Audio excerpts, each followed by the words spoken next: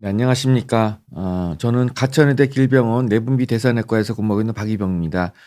오늘은 이제 지난 한 달 전에 두 번째 이어서 당뇨와 커피에 대해서 말씀을 드리도록 하겠습니다. 커피 워낙 잘 아시죠? 그래서 환자분들께서도 많이 물어보시고 보호자나 저도 역시 또 관심도 많아가지고 또 많이 찾아보기도 하고 그래서 오늘도 커피 한두 잔 다 드셨죠? 이 커피에 대해서 당뇨 관련된 거를 좀 살펴보겠습니다.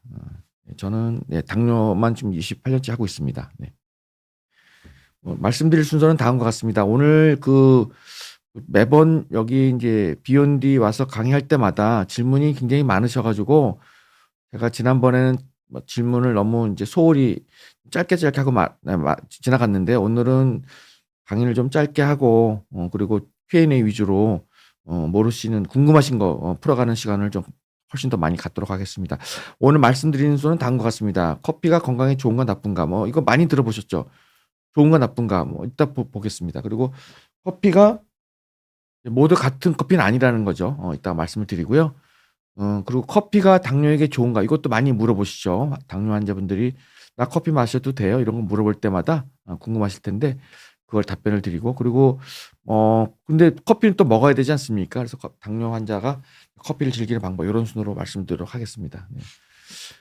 최근에 이 커피 소비량을 지금 조사를 해보면 이제 2020년까지 우리나라가 전세적으로 한 6위 정도 했습니다. 근데 작년에 요런 유로모니터라는 사설 업체에서 리뷰를 해보니까 우리나라에서 연간 커피 소비량이 1인당 405잔.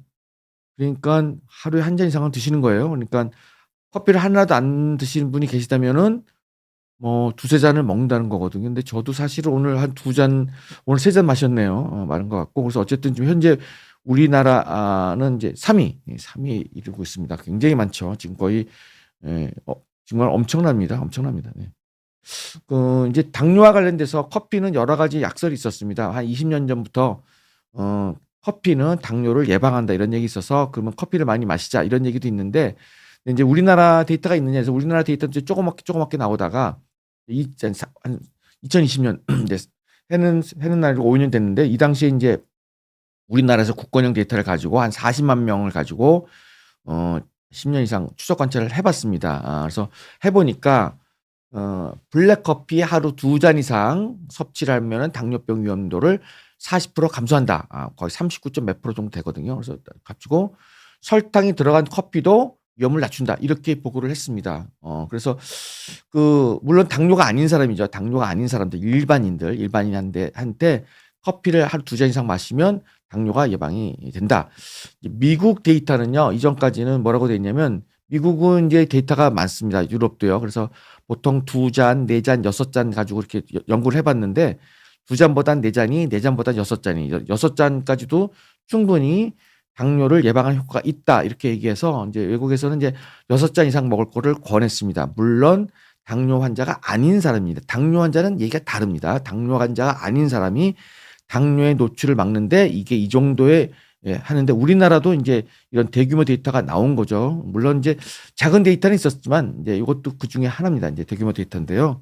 그래서 분석을 해보면 블랙커피, 설탕이나 커피 이런 걸 메이트 같은 거, 이제 프린 같은 거 먹지 말고 하루 두 잔 이상 마시는 사람이 한 잔도 안 마시는 사람에 비해서 당뇨병 발생 위험률이 39% 정도 되고 그리고 봉지커피, 믹스커피 있지 않습니까? 믹스커피가 이제 우리나라에서만 개발된 거거든요. 이게 특정 업체 죄송한데 맥심 봉지커피가 그게 55칼로리 되는데 그것도 두 잔 마시면 물론 블랙커피보다는 당뇨 예방률을 좀 떨어뜨리긴 하지만 그래도 여전히 27% 낮춘다 이러는 겁니다. 그래서 우리가 당뇨 아닌 사람이 아침에 피곤할 때 잠을 깰 때 배고플 때 특정 업체 봉지 커피를 하나 먹잖아요. 그 정도는 이제 괜찮다 이거죠. 프림이 있어도 설탕이 있어도 괜찮다 이런 거예요. 근데 이런 데이터가 이제 우리나라가 나온 거죠. 그래서 이것 때문에 이제 많이 이슈가 있었고요. 저도 많이 또 살펴봤습니다. 네.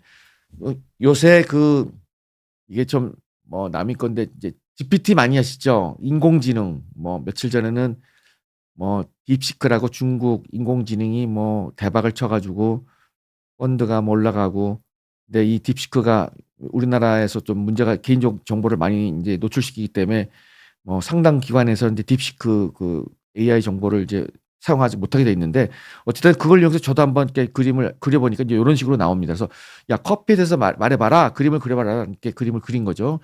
예 보면은 이제 영어긴 하지만 읽어보면요. 피지컬 헬스 예 운동에 굉장히 도움을 준다. 그리고 심장에도 약간 박동률 심장의 심장 박출량을 올려서 도움이 된다. 소화도 잘 시킨다. 그리고 어 뭐 활성도, 기분 정도 이런 것도 좀 좋게 한다 이런 거고요. 물론 나쁜 거는 인 이제 수면 장애를 유발하고 그리고 인제 뼈가 인제 푸석푸석해진다 요런 게 있지만 어쨌든 커피는 좋은 것도 있고 나쁜 것도 있지만 상당히 예 많이 먹는 것 치고는 굉장히 다양한 효과를 보여주고 있습니다.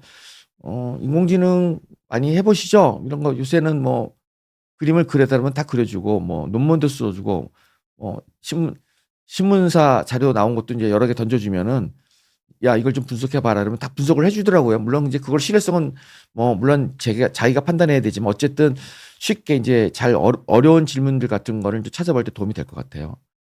그래서 인제 제가 한번 데이터를 좀 특정 병원에 나온 걸 좀 모아 봤습니다. 상당히 좋은 자료가 있어서 읽어 보겠습니다. 일단 커피는요. 단기적인 기억력 향상과 보존에 도움이 됩니다. 저도 어저께 요새 내일까지 연구 기획서를 써야 되는데 지금 잠을 별 못 자면서 인제 커피를 마시니까 인제 긴장도도 올라가고 뇌의 그런 기능도 올라가다 보니까 업무 추진력도 좀 뛰어나고요. 그래서 이런 것들이 인지 능력을 상승시킵니다. 시험 볼 때 밤새 꼬박 시험 보고 난 사람 졸려 죽을 때 그럴 때 인제 먹어 주면 이제 도움이 되는 거죠. 네. 예. 자 그런 거고요. 근데 그런 기준을 보니까 요런 것도 있고요. 노화도 억제를 시키고 그리고 혈관 질환 이렇게 물론 인제 너무 많이 마시면 너무 오래 마시면 혈관 질환도 있긴 하지만 일단은 우리가 보통 통상적인 먹는 것들은 이제 괜찮다라고 돼 있습니다. 또 하나 좋은 점은 커피 마신 사람이 암 발병 위험이 감소된다라고 돼 있습니다. 이게 여러 가지 데이터가 있었죠. 유방암, 직장암, 난수암 기타 등등으로 데이터가 좋습니다. 그래서 커피가 좋다. 근데 그럼 왜 그러냐? 이런 걸 좀 분석을 하다 보면 이제 이런 게 나오죠. 카페인이 약간 도움이 될 거고 그다음에 폴리페놀 그리고 인제 항산화 물질이 많이 있습니다, 커피 안에. 폴리페놀 말고 클로로킨도 있고 여러 가지가 많은데 그런 것들이 항산화 물질을 이어서 우리 몸의 산화 물질을 이제 제거한다 이런 효과가 있어서 그런 것들이 '암 발병 위험을 감소시키는 게 아닌가.' 이렇게 이제 추정을 하기도 해요.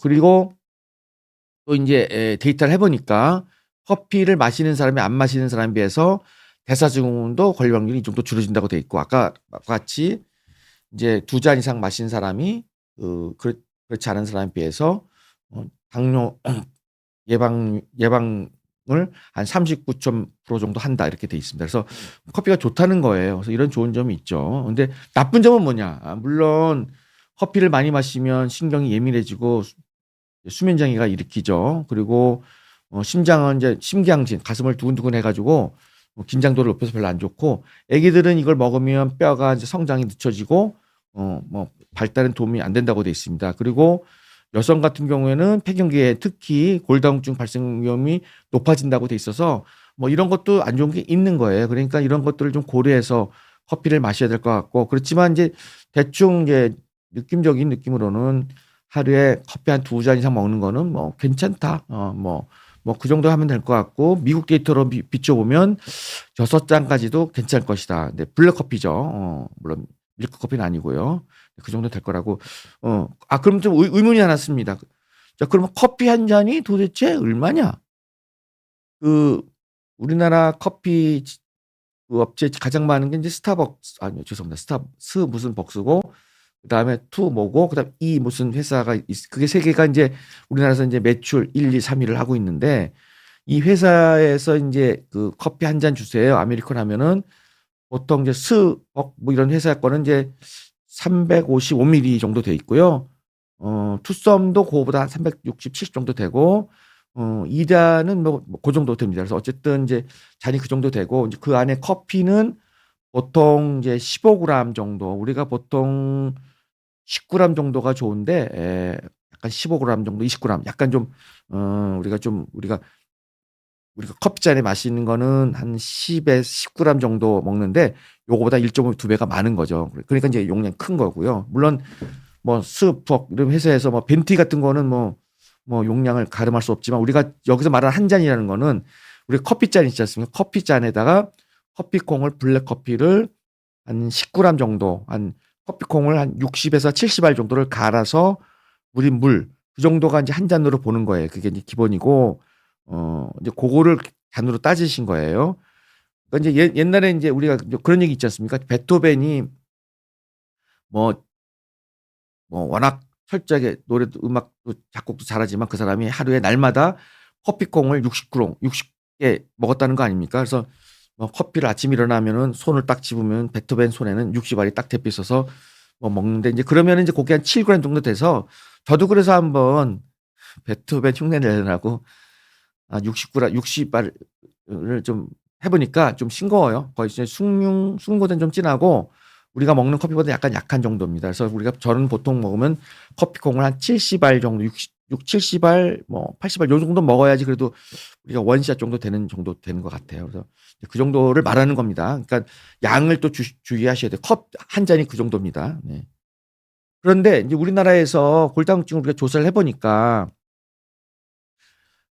커피를 많이 마시면 나쁠 것 같지만 실제로 이제 폐경기 여성을 조사를 해보면은 뭐 4,000명 조사를 해보니까 2잔까지는 골다공증을 좀 감소시켜요. 오히려 이런 게 뭐 여러 가지 항산화 물질 나와서 그렇다는 얘기도 있고 여러 가지 가설을 제시했지만 어쨌든 커피를 요런 잔으로 2잔까지는 골다공증 위험률을 좀 감소시킵니다. 그런데 이제 3잔이 넘어가면은 뼈에는 안 좋은 거예요. 그래서 이제 적어도 이제 폐경 여성한테는 이런 커피잔 요 정도로 했을 때 3잔 이상은 노죠. 노고 요런 거를 좀 용량을 좀 따져 보셔야 될 것 같아요. 커피 3잔이니까 그러니까 스벅 뭐 이런 회사 거는 한 잔 반 정도 톨 사이즈로 하나 반 정도가 되겠죠. 네, 그 정도를 그러니까 이 3잔 정도 되는 거예요. 왜냐면 뭐 355cc니까요. 360, 40 정도 되니까 그 정도 되는 거기 때문에 이제 그 정도를 먹기를 우리가 이제 권장하는 겁니다. 그래서 이제 그 우리나라 이제 그 식품의약품 안정청에서는 보통 2~3잔을 권합니다. 보통 하나가 200g 정도, 200mg 정도 카페인이 그러니까 2~3잔 정도가 좋고 그냥 커피잔으로 3잔 정도 될 것 같고 무슨 우리가 커피숍에서 가서 먹는 거는 하나 홀 사이즈 하나 반 정도 이 정도가 되는 것 같아요. 그 정도가 좋고 여성은 아까 말씀드린 대로 골다공증 유발이 있으니까 골다공증만 문제가 없으면 더 먹어도 되는데 골다공증을 오래 한다면 2잔이 좋겠고 특히 폐경기 여사는 2잔이 좋겠죠. 아까 그 데이터를 보니까.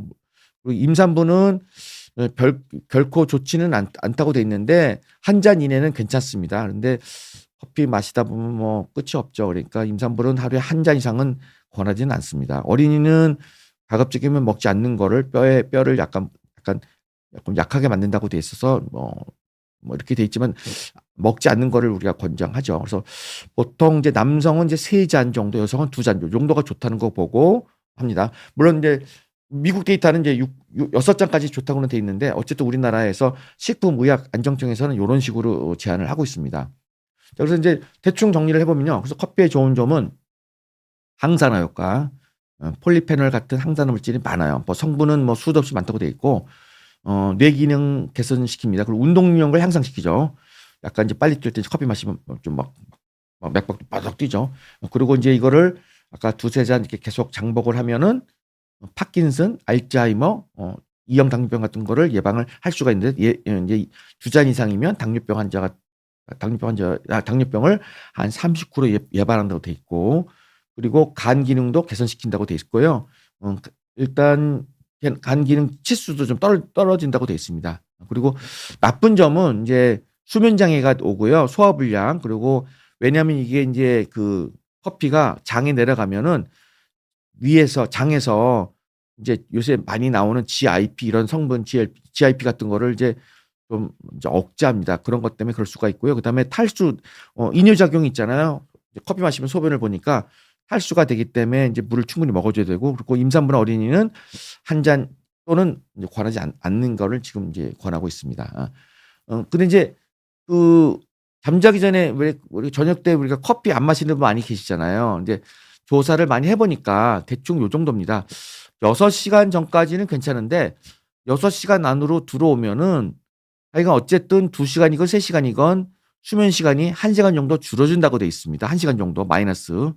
그러니까 보통 6시간 뭐 7시간 자는 사람이 커피를 6시간 이내 뭐 5시간, 4시간 어쨌든 그런 식으로 먹으면 수면 시간이 1시간 줄어드는 거예요. 본인은 자고 있지만 그 수면의 질은 좀 떨어지는 거예요. 그래서 물론 사람마다 차이가 있겠죠. 있겠지만 적어도 카페인에 좀 예민하다 이런 사람은 6시간 전에 는 먹지 않는 게 좋을 것 같아요. 그래서 보통 이제 우리가 10시쯤 주무신다고 하면은 4시, 5시, 6시 이후로는 먹지 않는 게 좋겠죠. 물론 사람마다 다 일을 하는데 저는 한 2~3시간 전까지도 가능한데 근데 어쨌든 요런 식의 이제 우리가 일반적인 통계 자료가 이러니까 우리가 커피에 대해서 이런 증상이 있는 사람은 오후 한 4~5시, 6시 이후로는 커피를 안 드시는 게 좋을 것 같습니다.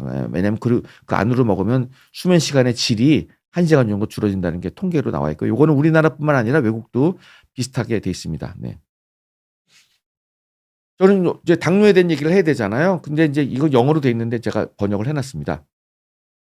이 커피가 왜 좋으냐면 여러 가지 베타세포 그러니까 췌장 기능의 베타세포 인슐린을 분비하는 베타세포에 도움이 되는 항산화 물질을 많이 만들어 주고 또 염증 지수를 좀 떨굽니다. 그리고 그 혈중의 포도당을 이제 조직으로 섭취를 하는 효과가 있고요. 그리고 항염증 효과가 있어서 이런 것 때문에 좋아진다고 돼 있고 실제로 이제 급성 효과 우리가 커피를 막 먹을 순간적으로는 요게 이제 그 약간 긴장도를 높이는 그런 수용체인데 요거를 먹으면 갑자기 막 근육이 막 떨리고 뭐 그래서 올라갈 수는 있지만 이제 장기적으로 보면은 이런 아까 말한 GIP 이런 호르몬에 영향을 줘서 혈당을 좀 낮추는 효과가 좀 있다 이렇게 돼 있습니다. 그래서 어쨌든 이제 커피는 아까 말한 그 정도 그리고 이제 약간 한두 잔을 계속 먹어주는 건 오히려 좋겠다. 당뇨도 좋겠다 이렇게 보고 물론 당뇨가 있으면 좀 조심을 하겠는데 어쨌든 당뇨가 없는 사람이라면 한두 잔, 두세 잔 정도는 이제 꾸준히 먹어주는 게 좋겠다. 여러 가지 데이터는 분명히 좋다고 나왔습니다. 네. 요런 작용 때문에 그런 거고요. 네. 자, 근데 커피는요, 모두가 같은 커피가 아닙니다. 매장에 가면은 종류가 도대체가 요새가 뭐 약 이름, 난 무슨 놈의 커피가 그렇게 제목이 많습니까? 그냥 제 또래는 그냥 아메리카노밖에 없는데 요즘 뭐 굉장히 많아요. 그래서 여러 가지가 있는데 뭐 우유를 섞은 라떼 우유도 있고 뭐 아시잖아요. 마끼아또. 마끼아또는 이제 아시잖아요. 그 크림을 이제 듬뿍 넣은 거죠. 카라멜 넣으면 또 마끼아또가 되는 거고. 약간 굉장히 많은데 이제 칼로리를 이제 대충을 계산해 보면 뭐 특정 업체 죄송합니다. 뿌라페 같은 경우에는 이게 340칼로리입니다. 그러니까 우리가 밥 한 그릇이 300칼로리인데 밥 한 그릇 먹고 이거 한 잔 마시면 밥 두 그릇 먹은 거고 물론 이게 아이스 아메리카노 같은 경우에는 보통 5칼로리, 10칼로리 넘지 않는데 카페 라따 할지라도 칼로리가 그렇게 많지 않습니다. 백성도고요. 그냥 일반 아메리카노 한 잔은 우리가 우리가 종이컵 있지 않습니까? 거기다 먹는 건 한 7칼로리 정도 되는 거고 스타벅 커피는 350원 한 22칼로리 정도 되거든요. 그런 걸 계산한다면 뭐 이런 뭐 뿌라페니 무슨 뭐 섞는 거 마끼아또니 이런 것들은 이제 칼로리가 정말 그냥 끔찍하죠.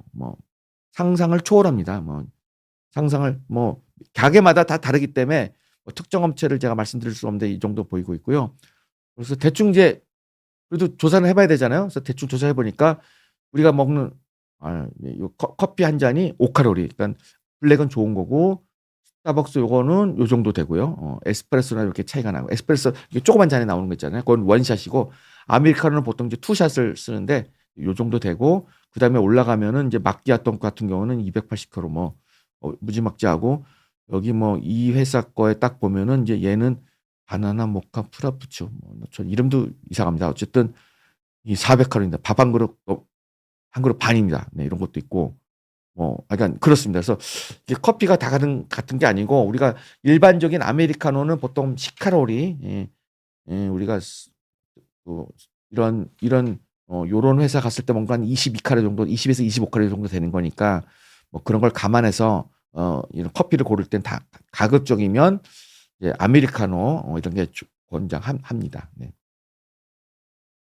물론 또 카페인도 중요해요. 카페인을 보면은 이제 필터로 내린 것도 있고 여러 가지가 있는데 디카페인은 카페인이 300개 안 됩니다. 적은데 필터로 내린 커피는 이게 약간 진하죠. 그래서 우리가 뭐 드립커피라고 그런 거는 카페인이 좀 많아 가지고 정말 커피에 풍부한 풍미를 느낄 수 있지만 그만큼 카페인이 많다 보니까 인제 심장 가슴이 뛰는 것도 많아지고 물론 뇌도 좀 빨리 돌아갈 수 있고 뭐 여러 가지가 좋을 수 있겠는데 이게 차이가 있을 수 있을 것 같고요. 네.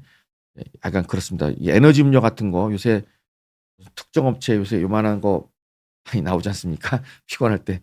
예 그런 것도 굉장히 카페인이 많은 거로 돼 있어서 일단 이런 것도 좀 가늠을 해 봐야 되는데 일단 저는 느낌이 오더라고요. 카페인이 적은 거는 좀 심심하고 약간 센 거는 카페인이 확 그냥 느낌이 오지 않습니까? 그래서 가급적이면 이제 카페인을 좀 덜한 걸 먹는 게 좀 좋을 것 같아요. 예. 뭐 여러 가지 자료가 있지만 그래도 뭐 하버드 대학과 하나 자료 가져왔습니다. 여기서 인제 그 보고서를 보면 하루에 6잔 정도의 커피는 질병을 유발하는 직접적 원인이 아니라고 돼 있어서 6잔까지 괜찮다고 돼 있고 그리고 커피를 많이 마시는 사람은 손떨림이나 불면증 이런 게 있지만 이거는 일시적인 거기 때문에 이제 나눠서 천천히 마시면 괜찮겠다가 되고 물론 사람마다 차이가 많아서 이런 커피가 이런 게 심하신 분들은 아까 말한 커피에 우리 권장 커피보다는 좀 줄이는 게 필요할 것 같습니다.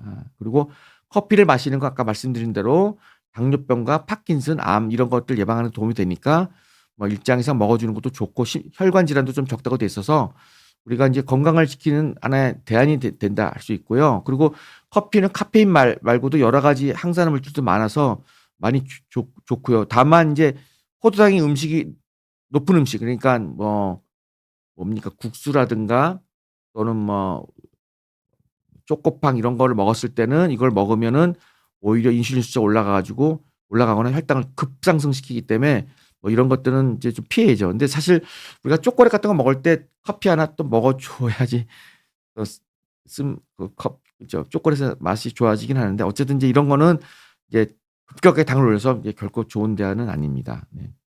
그리고 가급적이면 디카페인이 좋죠. 디카페인을 권장하고요. 그리고 인제 임산부는 안 되는 걸로 되어 있고요. 그리고 커피 속에는 이제 요런 기름 성분이 있기 때문에 우리가 일반 커피보다는 인제 추출해서 이제 종이에 걸러 먹는 게 사실 좋은 거예요. 그러니까 약간 뭐 우리가 드립커피가 좋기는 한 건데 그게 그 값만큼 그 기름기를 좀 빼주기 때문에 좋은 거고요. 그래서 커피는 어떻게 보면은 인제 뭐 '커피는 그 이상이다.' 그 이상의 다른 카페인 말고 또 다른 것도 항산화 물질도 많아서 우리가 사실은 좋은 점도 꽤 많다는 거 봅니다. 자 근데 그러면 당뇨병 환자는 어떠냐? 당뇨병 환자. 아까 그 아까 인제 그 여러 가지 당뇨가 아닐 땐 좋은 점도 있지만 당뇨인 경우에는 약간 상황이 달라요. 당뇨인 경우에는 인슐린 그 저항성은 좀 좋기는 하지만 급격하게 혈당을 올릴 수가 있고 음식 흡수를 또 도와줄 수 있기 때문에 여러 가지가 차이가 있어서 당뇨는 보통 이렇습니다. 그 커피를 마시고 혈당 반응을 좀 보는 게 도움이 될 것 같고 그리고 하루에 1-2잔 정도 뭐 당뇨 환자는 2잔 정도까지 권하고 그 이상은 권하지 않습니다. 그 이상 넘어가면은 이 자체가 혈당을 올리고 인슐린 저항성을 올린다고 돼 있고요. 그리고 어 당연히 블랙커피가 좋죠. 당연히 블랙커피가 좋습니다. 그래서 좋고 그리고 디카페인이 훨씬 낫고요. 그리고 공복도 좋긴 해요. 공복도 좋은데 왜냐면 칼로리가 있기 때문에 근데 아까 커피 한 잔이 7칼로리 우리가 종이컵 보는 건 7칼로리고 스벅 뭐 이거는 22칼로리 정도 되다 보니까 물론 칼로리가 있어서 공복이 좋긴 하지만 그래도 식후가 좀 더 좋을 것 같고 그리고 이게 수면의 질을 낮추기 때문에 자기 전에 6시간 전에는 커피를 끊는 게 당뇨한테 좋습니다. 왜냐하면 수면이 짧아지면 그만큼 당뇨에 합병증이 많다고 돼 있죠. 그러니까 수면 시간을 6시간 이상 확보를 하는 게 중요하니까 제가 예전에 한번 강의를 한번 한 적이 있는데 6시간에서 8시간이 좋기 때문에 수면가를 위해서 인제 커피는 자기 전에 6시간 전에는 좀 안 하는 게 좋습니다. 네. 그리고 당연히 의사 선생님, 주치의 선생님 얘기를 좀 들으셔야 되겠죠. 네. 그래서 일단 커피는 간단히 좀 말씀을 드렸고 그렇지만 좀 마지막으로 저는 이제 중요한 건 이제 당뇨에 대한 얘기를 드리고 싶어요. 요새 그 위고비나 싹센다나 이렇게 체중 관리에 서 많이 쓰고 계신데 일단 체중이 많이 나가는 사람은 일단 무엇보다 체중을 5에서 10% 정도 감량하는 거 권하고 매일 운동하시고요. 그리고 뭐 요런 거 필요할 것 같아요. 식사를 골고루 천천히 맞고요. 천천히 못 드시고 야채 많이 드시고 단순당 피해 주시고 기름기 먹지 말고 그리고 싱겁게 먹고 요런 걸 이제 기본으로 깔아 주시고 그리고 스트레스 없애 주시고 금연하고 그다음에 당뇨 환자가 암이 좀 많이 생길 수 있으니까 정기 검진을 국가에서 하는 정기 검진에 꼭 참여하셔 가지고 이런 걸 해 주시는 게 좀 도움이 될 것 같습니다. 그래서 일단 오늘은 이제 강의를 일단 20한 했고요. 한 25분 했고 이제 질문 좀 보도록 하겠습니다. 네. 하나씩 읽어 보겠습니다. 네, 아메리카노는 괜찮지 않을까요? 네, 아메리카노는 괜찮습니다. 아메리카노는 우리가 저기 우리가 종이컵에 먹는 거는 한 7칼로리 정도 돼서 그거는 뭐 6 잔까지 가능하고 물론 당뇨가 있으면 2잔 이내로 해 주시는 게 도움이 될 것 같고 칼로리도 적은 편이라 괜찮습니다. 뭐 만성 피로라는 분이 주셨는데 19살 당뇨가 올 수 있나? 있습니다. 요새 어린 학생들이 그 운동 안 하고 기름진 거 많이 먹고 뭐 패스트푸드 많이 먹지 않습니까? 무슨 피자니 커피니 뭐 이런 거 많이 먹기 때문에 올 수가 있고요. 그리고 어 당뇨 초기 증상이 오줌이 많이 나오는 것과 매우 유사하고 식곤증, 피로, 물 섭취량이 많아져서 의심이 가능한데 네. 19 19세 후반에 당뇨가 올 수 있나? 네, 있습니다. 이건 뭐 가능합니다. 요새는 뭐 3-4살 때도 오고요. 엄마들이 인제 그 누뚱이 나 가지고 인제 많이 인제 먹이잖아요. 오랜만에 우리 누뚱이가 와 가지고 잘 먹이려고. 그러다 보면 이제 그 복부 비만을 유발하고 비만을 유발하면 그 자체가 당뇨를 유발하기 때문에 특히 인제 아기 낳고 나서 3살 만으로요. 우리 한국 나라 말고 3 에서 5 사이에 인제 과체중이 되면 얘는 인제 그 나중에 성인 돼서도 당뇨 올 확률이 많아 가지고 우리가 뭐 첫 해는 좀 잘 먹이지만 우리가 만으로 3 살에서 5살 요 정도 때는 이제 비만이 안 되도록 해 주는 게 도움이 되겠죠. 네.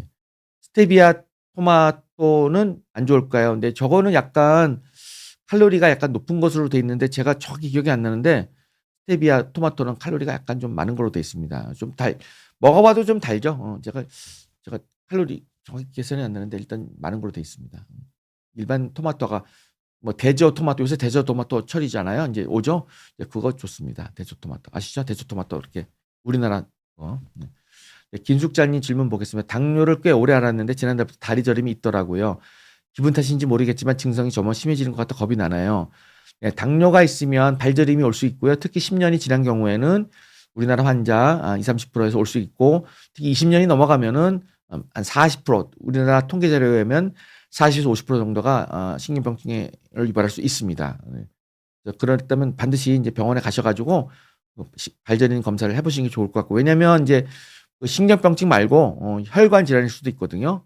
또 디스크 우리가 허리 디스크 때문에도 그럴 수 있기 때문에 예 그런 증상이 있으면은 네 주치의 선생님한테 말씀하셔 가지고 감별을 하시는 게 도움이 될 것 같습니다. 네 엔젤 님이 질문하셨습니다. 저는 58세 여성인데 당뇨 전 단계가 5년 정도 되었어요. 특히 식후 2 시간은 200 넘을 때도 자주 있어요.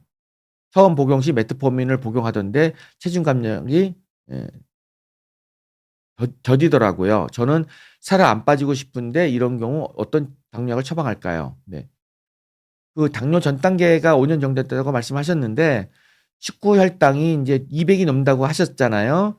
이제 우리가 무작위 혈당이나 식후 혈당 2 시간이 200을 2번 이상 넘어가면은 그 자체만으로 당뇨병이 진단이 됩니다. 그러니까 말씀하신 걸로 봐서 지금 저 상황에서는 당뇨 전 단계는 아니고 지금 당뇨병으로 생각할 정도의 치수가 돼서 정확한 검진을 위해서 혈액 검사를 하시는 게 좋을 것 같고 요 손가락 찍는 것은 에러가 20 정도까지 있으니까 병원에 방문해서 실제로 공복 혈당, 식후 2 시간 혈당을 실제로 재보는 게 필요할 것 같고요.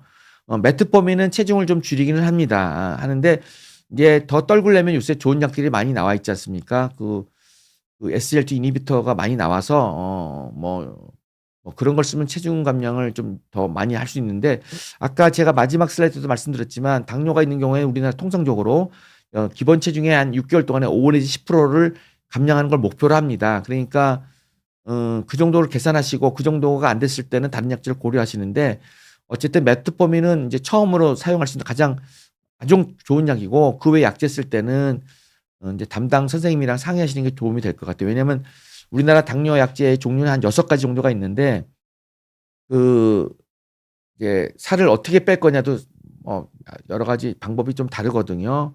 약제를 선택할 때는 이제 주치 선생님이랑 좀 상의를 해 보시는 게 도움이 될 것 같고 그렇지만 이제 메트포민은 굉장히 이제 좋은 선택인 것 같습니다. 네. 네. 구로마요 님 보겠습니다. "최근 혈액 검사를 받았는데 당화혈色소가 8% 나왔습니다. 적어도 6% 아래로 관리해야 된다고 하는데 많이 심각한 수준인가요?" 네. 당화혈소 조절 목표는 당화혈소는 아시겠지만 지난 2-3개월 동안의 혈당의 표준값을 말합니다. 근데 보통 우리가 일반 당뇨 환자는 우리가 목표를 7% 미만을 유지를 하고요. 나이가 어린 애들 예를 들어서 30대 젊은 애들 경우에는 아무래도 나이 드신 분보다 중년의 분들보다는 좀 엄격한 혈당 관리가 필요하지 않겠습니까? 그런 경우에는 6.5 미만이 좋습니다. 그러니까 브로마이오 님이 나이가 어떻게 될지 모르시겠지만 중년이라면 7%를 목표로 하시는 게 좋겠고 30대 미만이라면 6.5 미만으로 하시는 게 좋을 것 같고요. 6% 라고는 돼 있지는 않습니다. 6%인 경우에는 인제 특별한 경우가 아니고서는 6% 까지는 가지 않고 우리가 6.5% 아래만 돼도 우리가 100 점으로 봅니다. 네 그렇습니다. 네. 그러니까 그 정도니깐요. 그 나이하고 동반 질환 정도를 판단하셔서 매표하는 게 좋을 것 같아요. 그러니까 이런 겁니다. 70 세, 80세 되는 그 어르신이 오셨습니다. 이런 분은 당활소를 7.5만 돼도 훌륭하다고 봅니다. 미국에서는 8 까지도 봐라 이런 얘기가 있습니다. 왜? 6% 아래로 가면 저혈당이 오면서 치매가 올 수 있기 때문에 이런 노령의 환자에서는 당활수를 더 낮추는 건 결코 좋지 않습니다. 오히려 위험합니다. 네, 최명성 님. 네, 나이도 적어 놓으셨네요. "저는 커피를 시도 없이 마실 때가 많습니다. 괜찮을까요?" 네, 아까 말씀드렸듯이 미국 데이터 같은 경우에는 커피 6 잔까지 좋다고 되어 있고 우리나라에서 권장하는 거는 2-3 잔이 좋다고 되어 있고요. 아까 말한 커피의 잔은 아까 말한 제가 말씀드린 우리 커피 있지 않습니까? 그러니깐 원두 커피로 말하면 이제 10g 정도를 말하고 그걸 한 잔으로 보고 어 스타벅스 네 특정 업체를 말씀드릴게요. 스타벅스는 이렇게 톨 사이즈가 이제 보통 15 g에서 20 g입니다. 근데 그런 거는 약간 많은 편이기 때문에 걔는 한 톨 사이즈로 2-3 잔 정도가 적당할 것 같습니다. 네. 물론 당뇨가 있다면 상황이 달라지겠죠. 당뇨가 있다면 좀 적게 드셔야 될 것 같습니다. 네. 바다라는 질문 읽어 보겠습니다. 86세 어머니이신데 하루 2잔 정도 커피를 우유 섞어 드시는데 괜찮을까요? 네. 골다공증이 있다. 네. 아까 말씀드렸듯이 2잔 정도는 유의하고요. 86세 같은 경우에는 사실 이미 뼈의 질이 많이 나쁜 상태입니다. 골다공증이 있다면 커피는 이 경우는 좀 다르죠. 좀 자제하는 게 도움이 될 것 같고요. 저 같으면 한 잔 정도만으로 드리고 싶습니다. 왜냐면 골다공증이 있으니깐요 이미. 예, 한 잔 정도 권합니다. 아까 말한 대로 스벅 커피로만은 한 잔 채 안 되는 정도가 될 것 같죠. 우유는 좋습니다. 우유는 우리가 보통 그 성인이 최소한 400mg 800 골다공증 있으면 800mg 이상 먹어야 되겠는데 우리가 우유 요런 소우유 요런 게 200 칼로리 200 이잖아요. 거기 200 이니까 어 그 정도는 드시는 게 도움이 되겠죠. 2 개까지 먹으면 더 좋을 것 같은데 인제 설사할까 봐 좀 걱정스러우니까 인제 1 알 이상 먹으면 굉장히 좋습니다. 네 네. 네 엔젤 님 다시 또 질문 주셨네요. 네 나날이 어디일까요? 네. 나날이 요 읽어 보겠습니다. 식사를 잘못하거나 배고플 때 우유를 마실 때가 있는데 우유 안에도 당이 있잖아요. 그럼 당뇨 환자가 우유를 자주 먹는 건 안 좋을까요? 네. 우유는 굉장히 좋은 식품입니다. 아주 밸런스 된 거고요. 보통 1cc가 1칼로리 생각하시면 되는데 우리가 보통 편의점 가서 이렇게 우유 요런 거 사시잖아요. 고게 한 200칼로리 되거든 200mg 되는데 이거 200칼로리 정도 되거든요. 우리가 식사의 반 정도 되는 밥그릇 정도 되기 때문에 우리가 먹어 주면 도움이 되는데 물론 밥도 먹고 우유를 먹는 거는 좀 많을 수 있잖아요. 그러니까 고거는 좀 약간 고려하셔야 될 것 같은데 우리가 밥 한 그릇 먹고 한 1 시간 반 2 시간 있다가 우유 하나 먹는 건 굉장히 좋고 특히 나이가 많으신 분들은 우유 하나 먹는 거는 아주 강추입니다, 강추. 꼭 먹는 걸 권장드리고 싶습니다. 서너 잔 3 개, 4개 먹었다. 그렇게까지는 많이 먹을 필요는 없고 일단 200 하나 정도 둘도 괜찮고 요 정도가 좋습니다. 엔젤 님 또 질문하셨네요. 식전 당뇨약을 먹는 분들은 당뇨 조절이 안 되는 분들인가요? 네. 이런 분들은 식후에도 복용하면서 식전도 복용되나요? 당뇨약제는 우리나라 사용할 수 있는 게 6 가지 또는 7 가지 종류가 있는데 한 가지 약제는 30분 전에 먹는 게 좋고 어떤 약은 식사 직전에 먹는 것도 좋고 어떤 거는 식사랑 관계없는 약도 좋고 어떤 거는 식사하면서 먹어도 좋다고 되는 약들이 있습니다. 그 약의 특성마다 다르고요. 그러니까 예를 들어서 이제 설포닐 요소제 뭐 아말이라든가 디아미크론 가는 거는 보통 30분 전에 그리고 이제 메트포민 같은 경우는 이제 직전이나 이제 식사하면서 또는 직후에 먹는 게 좋고 그리고 뭐 SGLT 이니비터 이런 거는 이제 보통 아무 때나 먹어도 되고요. 네, 약간 그렇습니다. 뭐 복용하는 약에 따라서 복용 시간이 다르고요. 물론 그리고 식후에도 복용하면서 식전도 복용하나요? 네, 아까 말씀드린 대로 약제 종류 따라 복용 시간이 좀 차이가 있을 수 있습니다. 그런데 요새는 그 좋은 약들이 많아서 식사랑 관계없이 먹는 약도 굉장히 많습니다. 네, 그림역섭님이 공복혈당이 100일이 나왔는데 전 단계로 하는데 약을 먹어야 할지. 네, 당뇨의 기준은 공복이 126 이상입니다. 초과가 아니고 식후 2시간이 200 이상입니다. 그리고 당화혈소가 6.5 이상 이 세 가지가 기준을 하고요.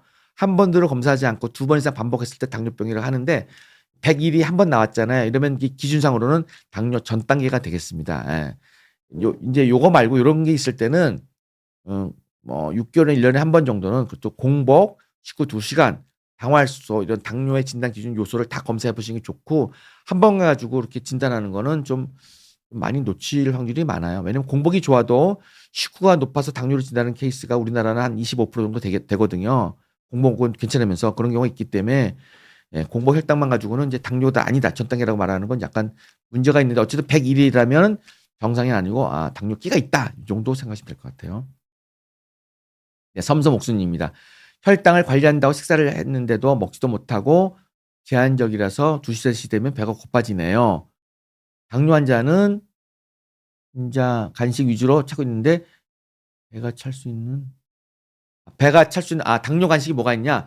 저희는 이제 칼로리가 좀 적은 걸 권합니다. 예를 들어서 이제 곤약이라든가 또는 이제 야채 같은 거 좋고 뭐 오이도 좋고 그리고 뭐 또 뭡니까? 뭐 저 같은 이제 물면 무친 것도 좋겠죠. 칼로리 별로 없는 거. 그다음에 야채 캡에서 썰어 먹는 것도 좋을 것 같고 뭐 과자를 굳이 먹는다면 기름을 튀기지 않는 과자들을 팔고 있는 과자 중에 그런 과자들이 좀 있지 않습니까? 그런 거 먹는 게 좋을 것 같고 빵을 먹는다면 뭐 커피 무슨 초코빵이나 이런 거보다는 튀긴 빵보다는 이제 좀 뭐야 곡식 들어간 거 있지 않습니까?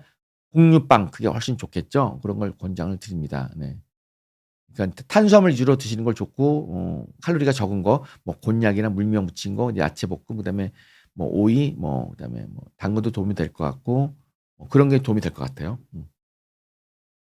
그다음에 안녕하세요 하고 최근 피 검사에 프로락틴 치수가 나왔네요. 프로락틴은 정상이 20에서 25 미만이 정상으로 보는데 72가 나면 높은 거거든요. 요건 당연히 내분비내과 가서 검진을 받아보셔야 될 것 같아요. 프로락틴은 뇌하수체라고 머리 중간에 있는 호르몬 계에서 나오는 그 호르몬인데 저게 높다고 꼭 뇌하수체 질환은 아니고 뭐 약물에 의한 경우도 상당히 많기 때문에 요건 반드시 내분비내과 가서 검진을 받아보시를 권합니다. 네. 꼭 가보십시오. 네. 커피 하루 한 잔도 당뇨병 걸리네요. 아까 말씀드린 대로 일반인은 커피 2잔까지 괜찮다고 돼 있고요. 미국 같은 경우는 6잔까지도 괜찮다고 돼 있습니다. 네. 그래서 6잔 먹기는 힘들지 않습니까? 그래서 커피 한 잔은 당뇨병 걸리는 게 아니라 예방이 됩니다. 예방이 된다고 한 잔부터 우리는 한 2-3잔까지 가는 건 6잔까지도 예방한다고 할 수 있겠습니다. 미국 같은 경우에는. 네, 어쨌든 커피는 예방력이 있고 물론 당뇨 환자는 뭐 그렇진 않겠죠. 당뇨는 원래 있으니까 예방할 건 없죠. 네. 커피는 이제 한두 잔의 커피는 당뇨병을 예방한다. 이거는 뭐 말씀드릴 수 있습니다. 아까 보셨죠? 우리나라 데이터 40만 명 데이터로 봤을 때는 한 39% 정도 2잔 마셨을 때는 당뇨병을 예방한다고 되어 있습니다. 엔젤님이 또 질문하셨는데 네. 당뇨병 약이 6종류가 있는데 모두 체중 감량을 시키나요? 노 아닙니다. 어떤 특정 약제는 체중 변화가 없는 것도 있고요. 어떤 건 체중을 늘리는 약도 있습니다. 늘리는 약도 있기 때문에 그거는 이제 선택적으로 의사 선생님이랑 상의하셔 가지고 하셔야 되고요. 2가지 약제는 이제 체중을 좀 떨군다고 되어 있습니다. 체중을 올리는 약도 있습니다. 어떤 약은 뭐 심하면 체중을 6개월 동안 10kg까지 늘리는 약도 있어 가지고 환자분들이 또 원하시면 또 그걸 또 저도 사용하는 편입니다. 네, 섬섬옥수님이 질문하셨습니다. 식후 2시간 혈당은 125에서 130. 괜찮습니다. 식후 혈당은 우리가 140 미만이 좋다고 보는데 공복 혈당이 낮추는 게 참 안 되네요. 평소 식사를 과하지 않다고 생각하는데 공복일당 계속 높아요. 특히 신경 써야 할 부분이 있을까요? 네. 공복일당 글쎄요. 뭐 여러 가지 원인을 좀 따져봐야 될 것 같은데 뭐 운동도 도움이 될 것 같고 뭐 커피나 간식 이런 것도 도움이 되는데 글쎄요. 요거는 한번 식단 한번 분석을 좀 받아보시는 게 도움이 될 것 같네요. 뭐 여러 가지가 있을 것 같아요. 네. 여러 가지 있을 것 같아요. 하나로만 설명드리기에는 조금 네. 흰수염 고래님 질문 보겠습니다. 저는 당뇨 약을 복용한 지 오래 복용을 했고 혈당 조절이 안 되다 보니까 혈당이 많이 올라서 약의 종류가 한 가지 더 늘어났습니다. 네. 너무 걱정되고 막막한데 당뇨약을 끊는 게 가능한 건지, 네. 어떻게 끊을 수 있는 건지, 네. 일단 현재 우리가 복용하는 약제는 당뇨를 끊을 수 없는데, 뭐 제가 한 몇 개월 전에 아마 강의 드린 바가 있지, 요새 이 주사제제가 당뇨병을 약을 먹던 사람도 끊고 적어도 2년 이상 혈당 관리가 잘 되는 케이스가 많이 보고가 되어 있습니다. 그런 약제가 이미 좀 들어와 있고요. 우리나라 뭐 요새 위고비라는 약 아닙니까? 위고비. 위고비도 그런 선상에 있는 약인데 아직은 우리나라에서 데이터가 그렇게 많지 않아서 뭐라고 말씀드릴 수는 없지만 적어도 그런 계통의 약들은 약제 개수를 끓이거나 줄 수 있는 건 명확합니다. 뭐 4개 먹었다면 3개, 2개 줄 수 있다는 건 명확한데 무엇보다 그거 제일 가장 키가 되는 것은 체중 관리죠. 체중을 그런 약제는 10에서 15% 정도. 아까 우리가 당뇨 치료는 보통 5%만 돼도 좋다고 보는데 그런 약제는 보통 체중 관리를 최소한 10% 이상, 15% 이상 해주면 그 자체만으로도 당뇨약을 줄이거나 당뇨를 뭐 완치는 아니고 관해 약물 치료 없이 당뇨 혈당 조절을 하는 정도 완치는 아닌 것 같아요. 왜냐면 아닌 것 같아서 관해시킬 수 있습니다. 네, 다음 질문 보겠습니다.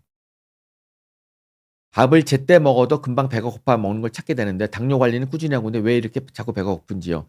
자, 이런 경우에는 식사를 할 때 그러니까 탄수화물 제제보다는 그러니까 섬유질을 먼저 드세요. 허기 질 때는요.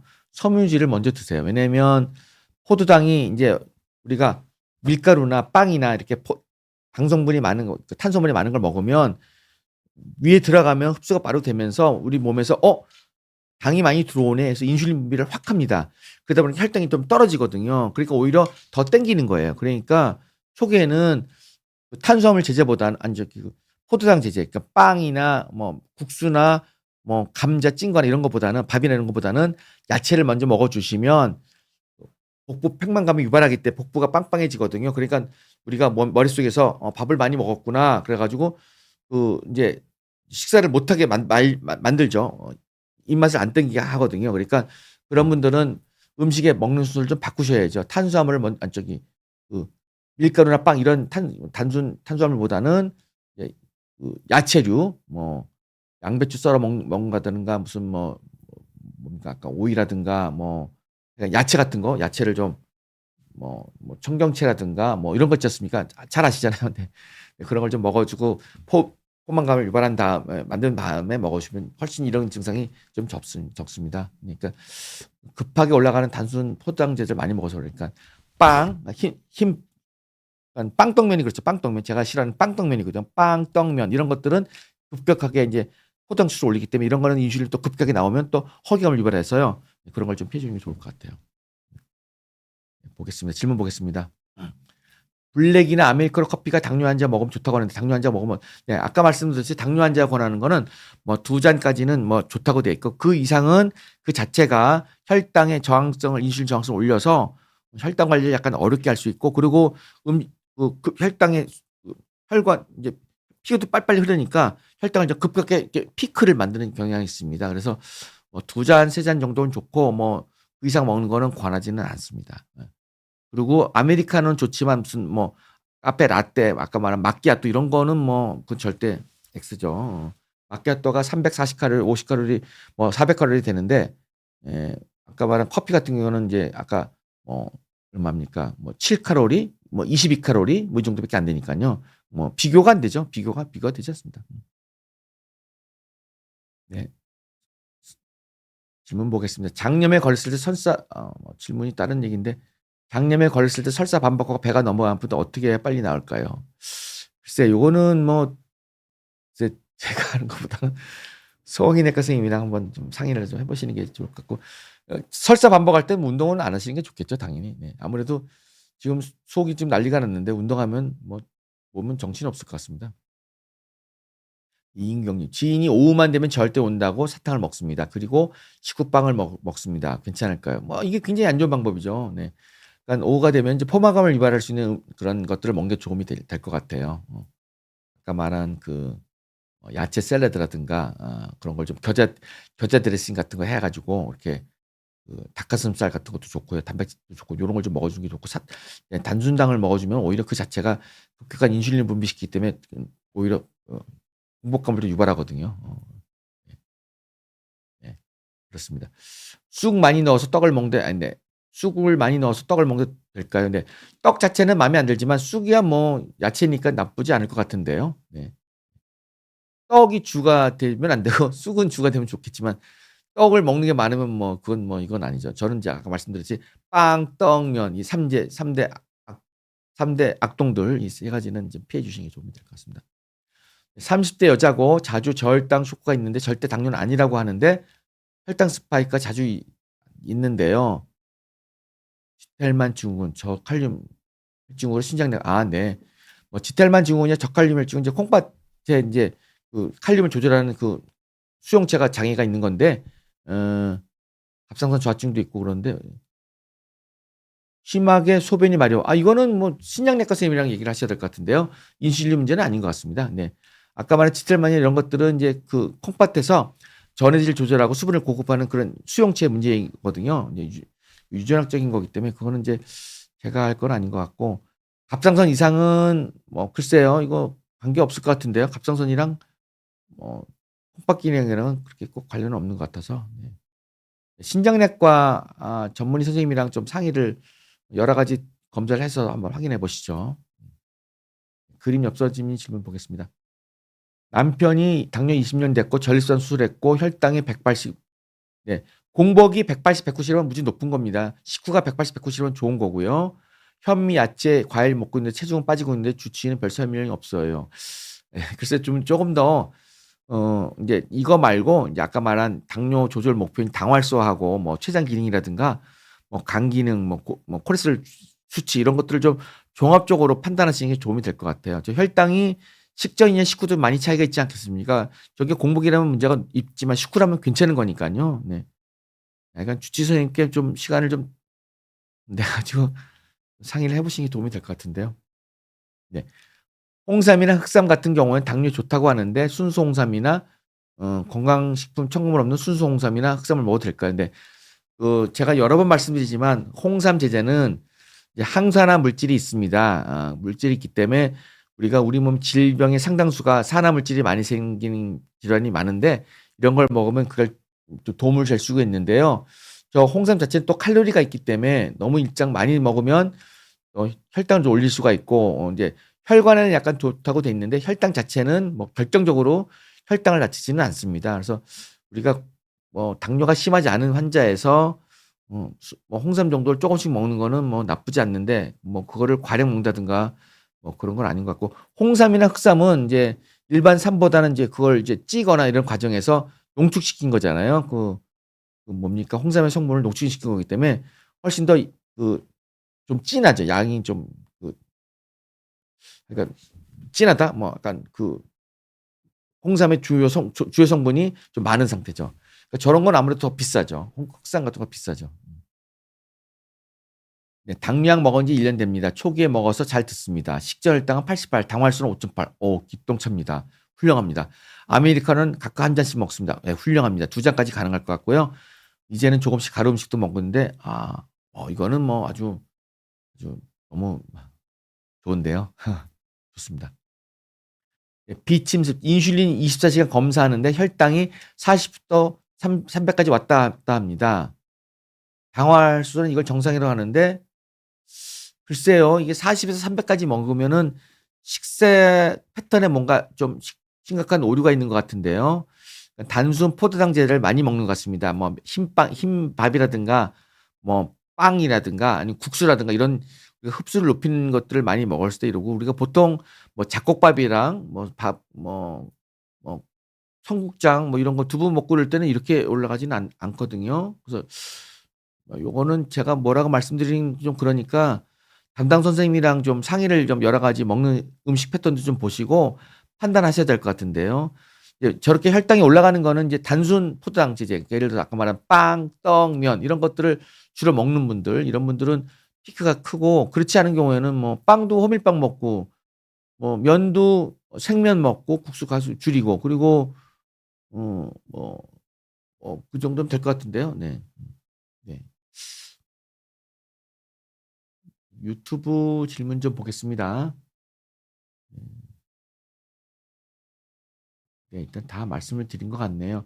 그 팔에 붙여서 하는 혈당 측정기는 요새 많이 상용하고 있는데, 1형 당뇨 환자는 보험이 되는데 2형 당뇨는 보험이 안 돼서 한 2주 동안에 10만 원 정도 하잖아요. 그러니까 비싸긴 한데, 우리가 이제 자기 몸의 혈당의 변화를 보려면 한 번 정도 이렇게 구매하셔서 해보는 것도 많이 도움이 됩니다. 저도 당뇨는 없지만 예전에 이런 그 기기를 보고서 한번 궁금해가지고 저도 해봤는데, 실제로 많은 도움이 됩니다. 저 같은 경우에 해보니까 뭐 밀가루, 그러니까 빵, 떡면 이런 것만 확 올라가고, 뭐 빵도 이제 호밀빵 먹고, 뭐 밥도 잡곡밥 먹으면 혈당이 천천히 올라가는 걸 눈으로 확인해 또 보니까 좀 더 신뢰성이 올라가더라고요. 그래서 이제 라면 같은 거 먹으면 뭐 혈당이 그냥 그냥 라면 같은 거 먹으면 그냥 답이 없더라고요. 정말 먹는 순간에 정상인데도 그냥 커브가 그냥 올라가는 게 느껴지기 때문에 뭐 경각심을 느끼는 데 도움이 될 것 같습니다. 당화혈소 6.1인데 당뇨약 복용해야 되나요? 우리나라 보험 기준에는 6.5 있는 경우에 당뇨로 진단하고, 그런 경우에만 당뇨병을 보험 처리 가능합니다. 물론 당뇨혈소수 6.1 때 먹을 수는 있는데 물론 비급여 처방하고요. 물론 고위험군이고 그런 경우에는 당뇨 뭐 메포민 같은 게 도움이 될 것 같은데, 메포민제를 먹어주면 좀 도움이 될 것 같네요. 하나나 두 알 정도, 500짜리 하나나 두 개 정도 먹으면 도움이 될 것 같아요. 네. 네, 빵, 떡, 국수 좋아하시면 안 됩니다. 네. 저거는 우리 당뇨의 3대 악질입니다. 악질. 빵떡면 X입니다. 예, 당활수가 6.4였다가 음식 조절에 6.1로 내려왔다. 아, 현재 4만 보. 일주일에 4만 보였는데 훌륭한데요. 네, 그리고 음식 조절하고 있는데 6미로 내려올 수 있을까요? 제가 아까 말씀드렸듯이 당활수는 동반 질환이나 나이에 따라 좀 치료 목표가 좀 다를 것 같습니다. 예를 들어서 70세 넘어가신 분들, 60세 넘어가는 경우는 좀 낮은 편이고요. 뭐 중년이다 그러면 굉장히 좋으신 편이죠. 그 청소년도 좋은 편이고요. 네. 6까지 굳이 내려갈 이유는 없을 것 같습니다. 마지막 질문 보겠습니다. 약 먹는 환자가 빵, 떡면 먹고 싶어서 먹을 때 인슐린 맞으면서 먹고 싶은 거 먹고 살 수 없을까요? 그 병지고 약지고보다는 저는 병 안 하고 약 안 먹겠습니다. 네. 가급적이면 그 저희들이 권하는 방법도 이렇게 불편하시긴 하겠지만 이제 열심히 따라하다 보시면 적응할 수 있습니다. 뭐 빵, 떡면 좀 덜 먹게 시작하면요 훨씬 더 덜 먹게 되더라고요. 네. 네, 시간이 많이 지나 가지고 오늘도 늦은 시간까지 아주 그냥 열띤 질문해 주셔 가지고 저도 많이 도움이 됐고요. 여러 그 환자분 가족들 당뇨 관리 또는 혈당 관리하는 데 많이 도움이 됐었으면 좋겠습니다. 오늘 강의 마치도록 하겠습니다. 감사합니다.